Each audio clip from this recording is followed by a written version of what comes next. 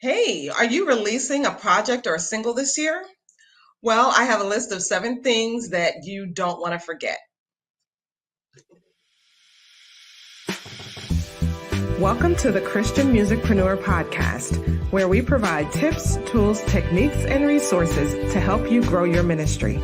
I'm your host, Simone Henry, a business coach and mentor for independent Christian recording artists.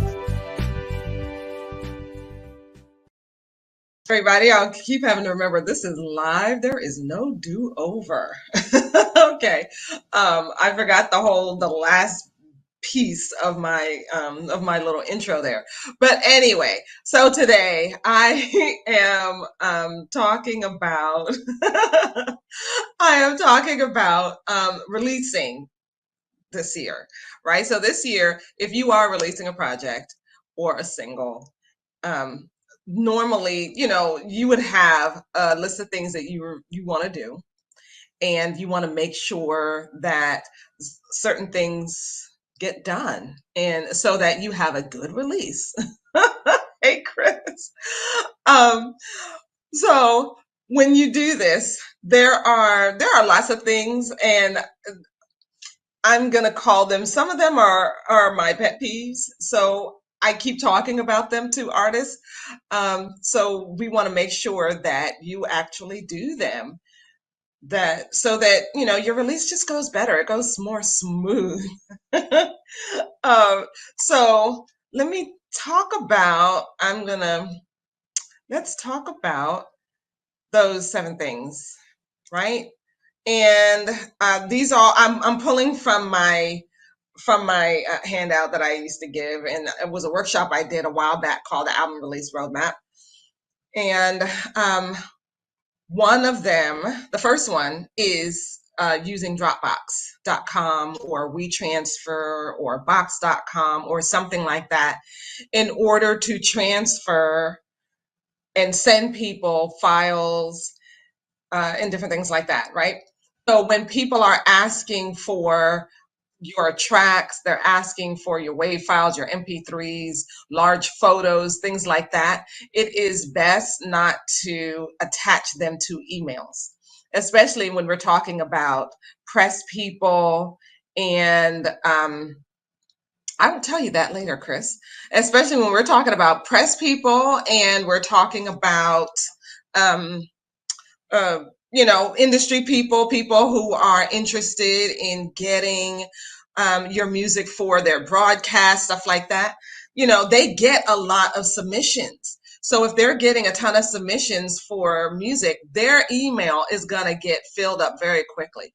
So it's better to, write something in the email that says, hey, here are the files that you requested. These are the links. You send them the links. You make sure those links are public, that they have access to it, and they can go and just click the link and download your file and your song. And of course, especially if you're sending an MP3, you can tag it. Make sure that those meta tags are there so that if it gets mixed up, because if they're getting a ton of these songs and stuff, and the song gets mixed up with a bunch of other stuff, and they kind of forget about it, come back later or whatever, your information is in there. So they listen to it, they decide they want to play it on the station or something like that, they want to use it for a broadcast or whatever, that you're getting credit for that. It's in there. Okay. Smart links. That's number 2. So smart links are these fantastic links where you give your audience one link to stream or download your music.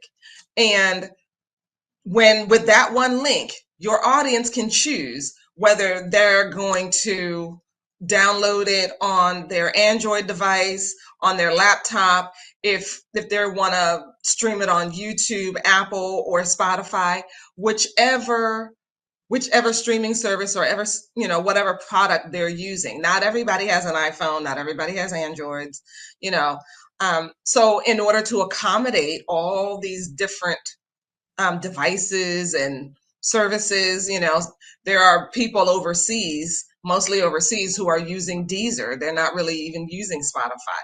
But if you're only giving people your Spotify link, then you're kind of cutting out a lot of your audience. And one thing I like to tell people, when you're dealing with people, you have an audience. You want them to turn into fans. You want them to be your customers at some point. You want to make things easy for them.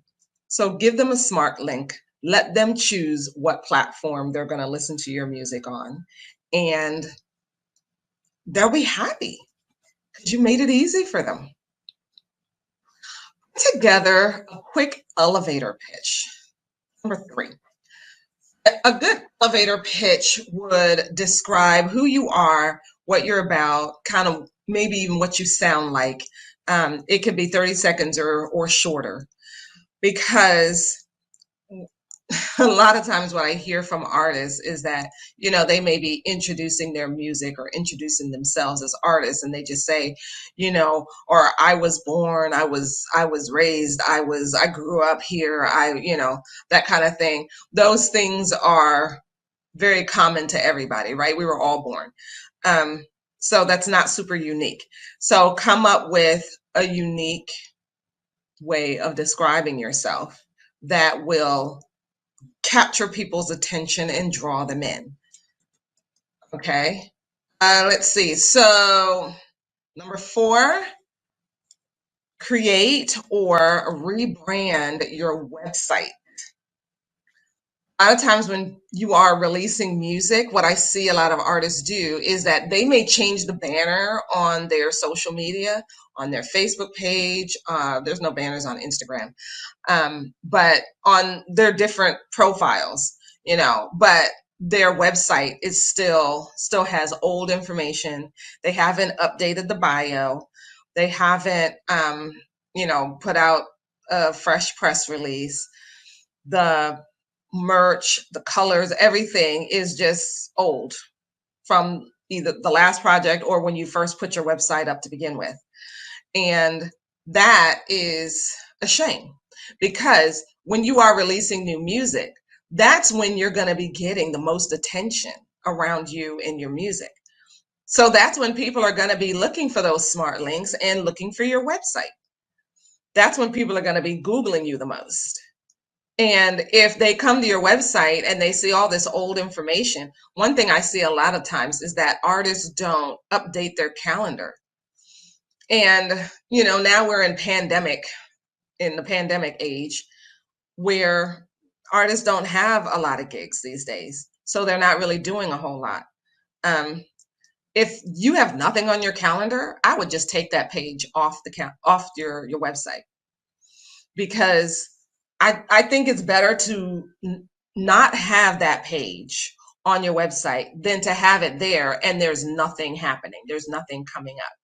It just makes you look like you're not in demand, like there's nothing going on. So keep the website up to date. Put up the new photos, new colors, new merch, stuff like that you're releasing. Keep that website up to date. Speaking of merch, number 5 is create new merch. This is one thing that I don't see, especially Christian artists doing. Not that they're not creating merch. They don't create like exclusive merch or limited edition stuff. When you're putting out a new project or a new single, you might want to look at merch that is branded, especially if you think your song is gonna be a hit. If people are really gravitating towards it, then it's kind of cool to create some limited edition around that. That also creates kind of a feeding frenzy around that merch. So you maybe create a t-shirt with a special design on it, with maybe some lyrics from the song and, a special phrase, or create a kind of a movement or something around it that is only available for a short time, for the amount of time that you are promoting the single or something, right? And then when that is done, it is done. You can't get it anymore. And what that does to your audience is that oh, I have to get it now because it's not going to be available. As opposed to, oh, I saw this t-shirt last week. It was here last time I saw this person, for the concert. I don't have any money today. It'll be here for the next one. It's kind of always there, right? Whereas if you have a limited edition, hey Joshua, if you have a limited edition, you create more of a frenzy, you know?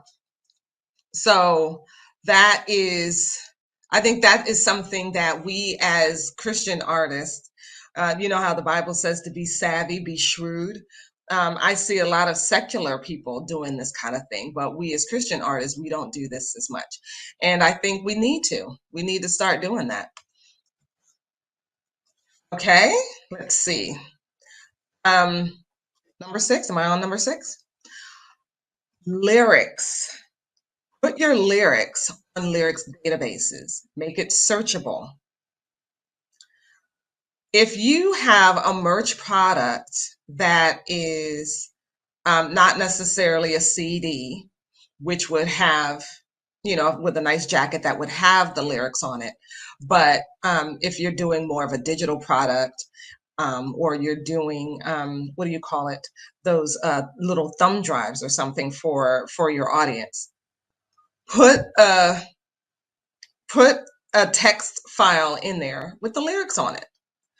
Put your lyrics on the lyrics databases. Get onto Music's Match and onto, is it the other one is Harry Fox, and then there's lots of other free ones out there that will let you just sign up and put your lyrics out there. And in that way, that helps you with your SEO, which is your search engine optimization. Because then, it's not just your own platforms that are showing up in the search, but it's also the lyrics that are showing up. So that gives you more opportunity to come up in the search. But as a Christian artist, your lyrics matter. So I would think, especially if you're a group or a choir or something like that, put your lyrics out there. Those lyrics matter. And let's see, this is number 7.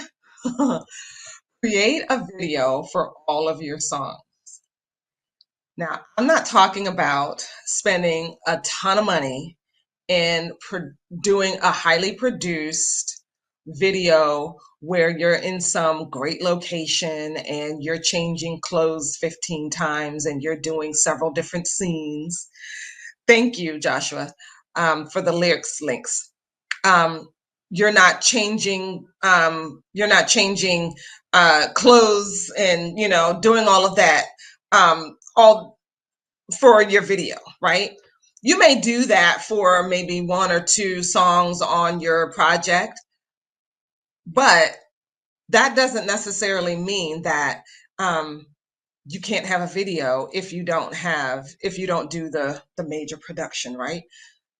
Do lyrics videos, do performance videos, do organic videos where you're just hanging out with the band or the group and y'all are singing the song a cappella in a little room or something somewhere. Be creative. Sing in the car. Do some carpool karaoke. Do like the little I used to love the and I'm sure he still does it, the videos that Jimmy Fallon would do on the Tonight Show where the Roots would all get together in this tiny little space with kids' instruments, and they'd have the guest artists come in there and they're playing the instruments for them and they're singing along and playing along. That's a really cool concept, So, yeah. Well, the video review shows are really for the highly produced videos, but all of your videos don't need to be like that, do they? So that one was number 7. Um, let me know if this is helpful to you. Comment on this video. One other tip I want to leave with you before I go, today is going to be a short one, is There is a great tool called Lastpass. And I have seen, going back to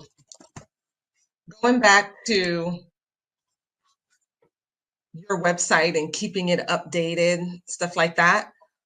When somebody else is maintaining your website, when somebody else is maintaining your just anything for you, anything that needs a login, make sure that you as an artist, if you own your website or you own whatever online platform it is you're using, but somebody else is managing it for you, make sure that you actually have that login information. What I do is I use LastPass, and what I set up for artists for when I am helping them to manage something, right? Because what I do with my artists is I set up their email marketing platform for them. Well, I have them sign up for it. They put in their credit card information and they pay for it. But they share the login information with me through LastPass. And then I can go in and I can do other setup and other different things like that for them. But they maintain ownership. I was talking to an artist the other day, and they hired somebody to build their website for them. But that person, they built the website, but whenever they went to make any updates, the artist was paying a lot, paying through the nose to get these updates done. And so, and I was talking with them and saying, oh, well, first of all, your website is on WordPress. There's no need to pay this much money to keep it maintained. And so that person, and I told them, get LastPass, get your login information back from that person and make sure that you are maintaining it. You own this website. That artist told me that, oh, okay, well then I'll go and I will buy out this person, buy the website. Basically they're buying the website back. And I'm thinking, but you own that website. You have already purchased it. The domain is yours, the host, maybe not the hosting, but that website is yours. You own it. So what is there to buy back? Make sure that you are keeping your login information where you have access to it. And so that if you decide you don't want to work with this person anymore, you can revoke their access and you are keeping control of your stuff, what you own, what you have. Okay. Any questions for me? Hey, Josh. Josh has some really great comments. Thank you for watching. Any other, let me know your takeaways from this episode. Any other things that you think that artists need to know that they forget when they are releasing music? Those are my main ones. I have in my release roadmap, I've got like a list of 29 things. Like people don't create like a business around their music ministry, which I think is crucial, because when it comes to investing in yourself and in your ministry, everything that you spend on that ministry, or just about everything, should be tax deductible. I set up a legal entity and create a separate bank account. And everything for my business comes out of that bank account. And it doesn't necessarily touch my personal stuff until I am paying myself from that business. Okay. So that is it for today. Today is a short day. Before I let you go, one thing I want to say is that I am doing a 3-video masterclass series that I posted the first video on my page, but the other two videos will be on my website. So if you want to see the other two, let me know. Send me an IM, and I will send you the link to the whole series so that you can go and watch them, and you can get some of this great information to you directly. The information is very juicy. Oh, let me tell you what it's about. It's about the fan journey. How do you turn a listener into a raving fan? That is what the fan journey is about. There is a process for doing that, right? You don't want to, what I see a lot of artists do is that they will release music, and then they'll not only go to the people who are already in their audience, people who already know them, and ask them to buy or stream, or mostly buy their CD or their album, or come to their concert, things like that. But they'll also try to do that same thing with people who don't know them. And that is not necessarily the best way to build a relationship with new people. If somebody doesn't already know you, they really have no incentive to put on a raincoat, get a babysitter, and go out, find parking to come to your show, right? There is no incentive for them to pull out their wallet and buy your music.